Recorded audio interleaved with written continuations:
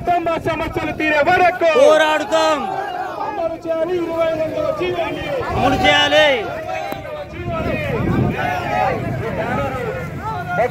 మొత్తం ధర్నా కార్యక్రమాన్ని ప్రారంభిస్తాం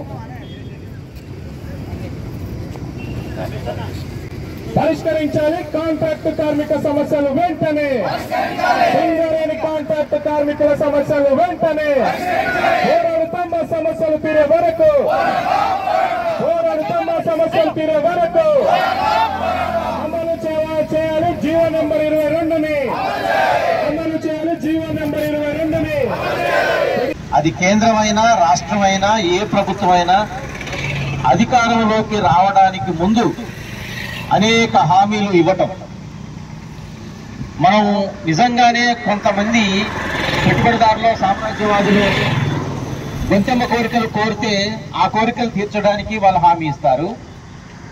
పేదలు కనీసం జీవన ప్రమాణాలు మెరుగుపడటానికి కావలసినటువంటి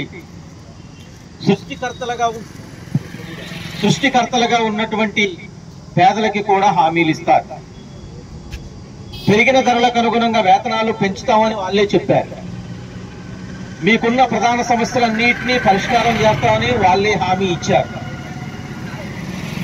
ఇచ్చి సంవత్సరాల కాలం గడిచినా సరే ఆ హామీలు అమలు జరపకోకుండా ఉండటం అనేది ఒక ఫ్యాషన్. ఉద్యమాలు చేసేటటువంటి పరిస్థితికి పాలక వర్గాలు ప్రజలను నెట్టివేస్తున్నారు, కార్మికులను నెట్టివేస్తున్నారు.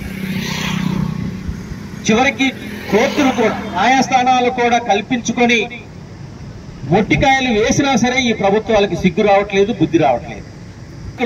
ఐక్యంగా ఉండి పోరాటం చేసి మా మెడలు వంచి వాళ్ళ హక్కులు సాధించుకుంటారు అనే భయం లేకపోవటం ఒక కీలకమైన కారణం. ఎందుకంటే ఇందాకే పెద్దలు చాలా మంది చెప్పారు, కార్మికులకి అండగా ఉండవలసినటువంటి ట్రేడ్ యూనియన్ ఏఐటీసీ కూడా ప్రభుత్వానికి అనుకూలంగా ఉన్నది. సహజంగానే ఏ ప్రభుత్వం అధికారంలో ఉన్నా పాలక వర్గాలకు ఒక నీతి ఉంటుంది. అది కార్మిక వ్యతిరేక నీతి, కర్షకులకి కష్టజీవులకు వ్యతిరేకంగా ఉండే నీతి. వాళ్ళు సరిగ్గానే ఉన్నారు, కానీ కార్మిక ప్రతినిధులుగా ఉన్నటువంటి మనం సరిగ్గా ఉన్నావా లేవా అని తేల్చుకోవాల్సినటువంటి బాధ్యత మన పైన ఉంది. ఆ రకంగా ఏఐటీసీ కూడా ఆత్మహత్య చేసుకోవాల్సిన అవసరం ఉన్నది.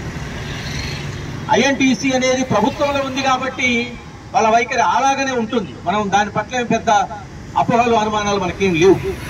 కానీ కార్మికుల కోసమే పోరాటం చేసి కార్మిక ఉద్యమాలకు నాయకత్వం ఇచ్చినటువంటి ఏఐటీసీ లాంటి సంస్థలు కూడా ఇవాళ కాంట్రాక్ట్ కార్మికులు ఈ ఉద్యమం చేస్తా ఉంటే పట్టించుకోకపోవడం అనేది, మద్దతు ఇవ్వకపోవడం అనేది, అది ఏ రకమైనటువంటి నీతి అనేది ఆ సంస్థే అర్థం చేసుకోవాల్సిన అవసరం ఉన్నది.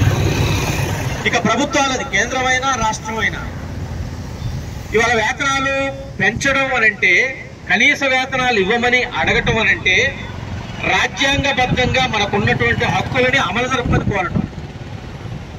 రెండవది, మీరు ఇచ్చిన హామీలు అమలు జరపమని కోరటం.